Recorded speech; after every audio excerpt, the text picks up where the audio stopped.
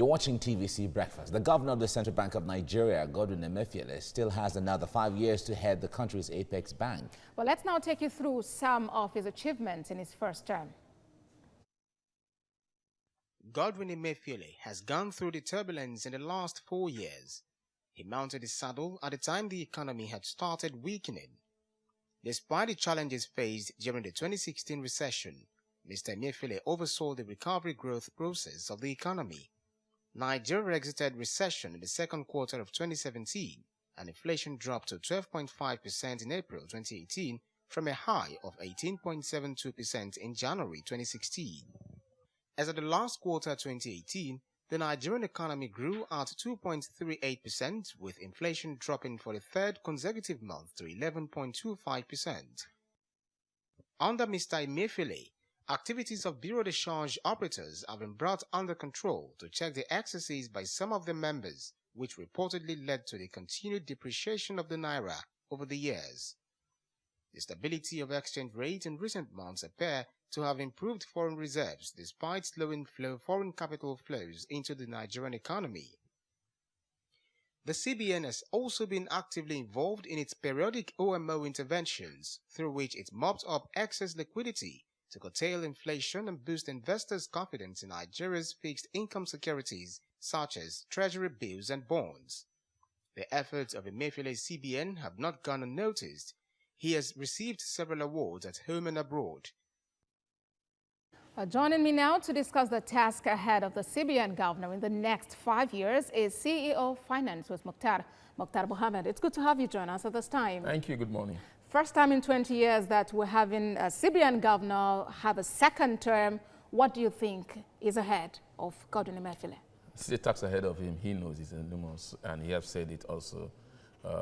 He has a lot of work to do, especially in trying to synergize between the monetary policy and the fiscal policy, which is out of his hand, but he has to find a way to synergize that. If you look at his achievement, you say he has done well, but because the challenge has been the policy, the fiscal policies.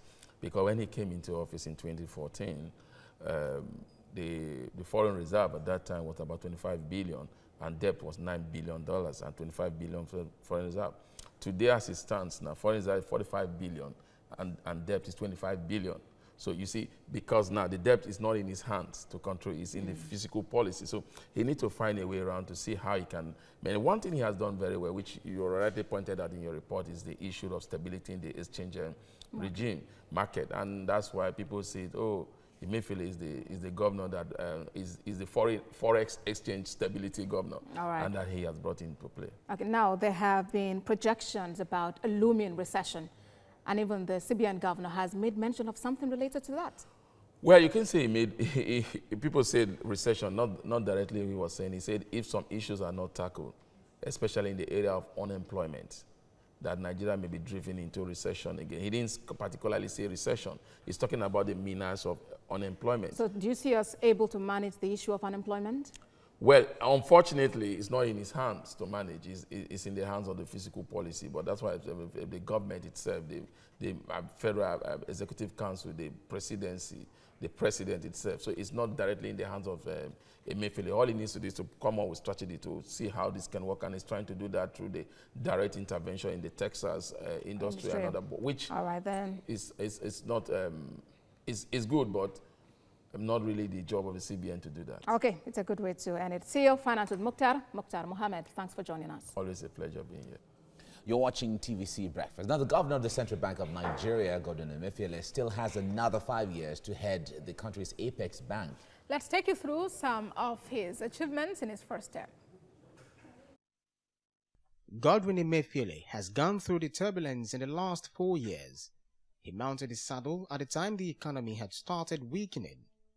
Despite the challenges faced during the 2016 recession, Mr. Emefiele oversaw the recovery growth process of the economy.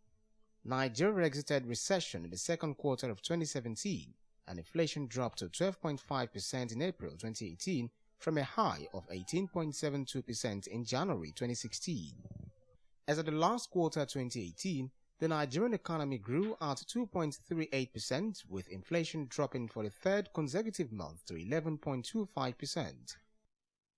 Under Mr. Emefiele, activities of bureau de change operators have been brought under control to check the excesses by some of the members, which reportedly led to the continued depreciation of the naira over the years.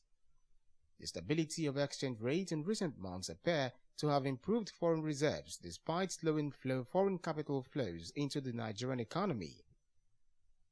The CBN has also been actively involved in its periodic OMO interventions, through which it mopped up excess liquidity to curtail inflation and boost investors' confidence in Nigeria's fixed income securities such as treasury bills and bonds. The efforts of Emefiele's CBN have not gone unnoticed. He has received several awards at home and abroad. All right, joining me now to discuss the task ahead of the CBN Governor in the next 5 years is the CEO of Finance with Mukhtar Mohammed. It's good to have you join me right now. Thank you. Good morning. Great. Now, so many things to talk about when it comes to the task ahead or what the CBN Governor has done so far. But let us even look at just a brief overview of the last 5 years that he has been governor. Now, if you compare him with the past CBN governors who have been there at considering critical things in the economy and all of that, how would you justify his reappointment? Well, you can compare him with the previous CBN governors because of the circumstances in both each of the CBN governors. Let's start when we have Charles Soludo there. The economy was buoyant. Nigeria was the toast of investors. Everybody wanted to come to Nigeria. We're just coming in like a new bride into democracy. Right. Everything, oil price was good. So then came Sanusi Lamido. His own tenure also had some turbulence, which had to do with the global economic crisis, but that affect oil price also. But remember, towards the end of his own tenure, the price of crude and everything, there was stability. He tried to maintain stability in the banking sector. That was the only major challenges that he had. Right. With Emefiele, he came in and just came in there. The price of oil was at the lowest ever in the past before that time. Then you look at the foreign reserve was depleting. Then we went into recession.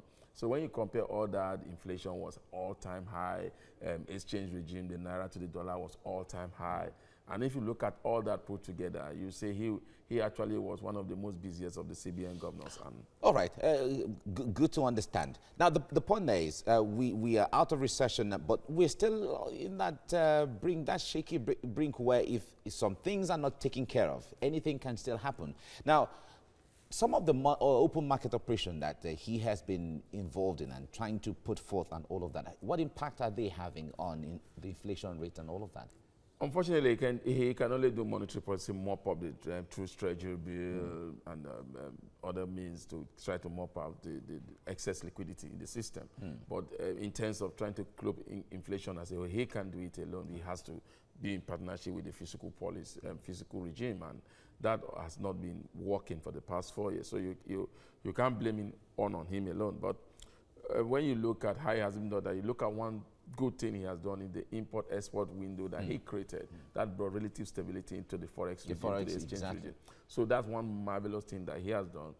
People tend to say that one thing you cannot take away from Emefiele, he has brought stability into the exchange market, the naira to the dollar. Going forward now, because beyond that stability, Nigerians are looking forward to naira gaining value. Is that something he can achieve within the next dispensation? I think he's already trying to do that, but the way he's trying to do is the story. It's another story all about it, because he's trying to do direct intervention, trying to ban importation. I mean, foreign Texas industries cannot get access to forex again. Trying to make sure that agricultural sector, they directly intervene in the agricultural sector, just banning some other things. So he's trying to boost internal generation, trying to help Dangote refinery come on stream so that the pressure on the naira, the dollar to the naira will be low, because then petroleum product will cut. So he's trying to do all those things with direct intervention. So we'll wait to see how all of these will play out then. Thank you very much, Mukhtar Mohammed, for coming on the program. Thank you. Right. Some of his achievements in his first term.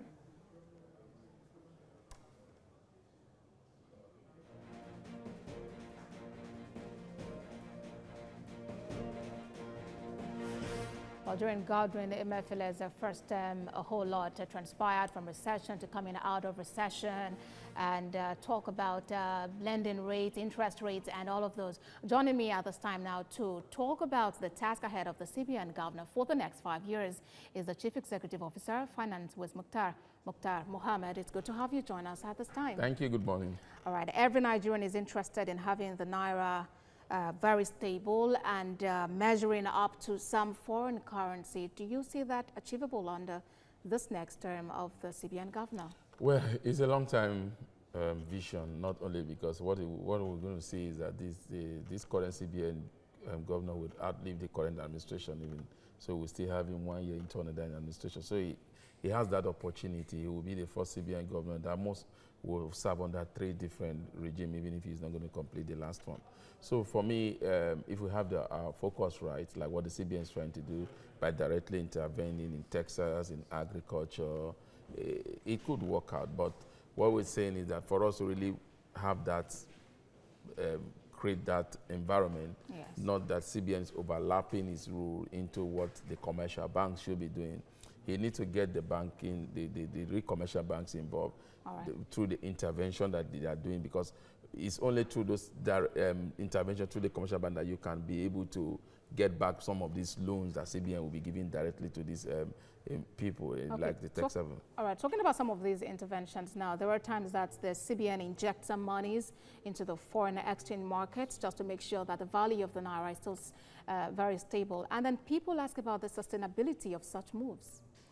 Yes, it's not, when we have a crisis, like I was saying, the current reserve is about $45 billion, and we have a debt profile of about 25 billion Naira dollars also. So when you look at that, then you have little to caution, and most of this little that is supposed to serve as a shock absorber in case the price of crude comes down are used to maintain the stability of the currency. And also some of these things some of this currency find the answer into the bureau de change so that you can maintain stability. Where no economy, no CBN allow its Naira to free float. But what people are saying that let's have a real exchange rate and then CBN intervene occasionally to make sure there is stability in those exchanges. But what we have now is definitely full CBN intervention, controlled exchange rate, whereby they intervene sometime every week or as high as $250 million to make sure there's stability. Would you prefer it in the other way?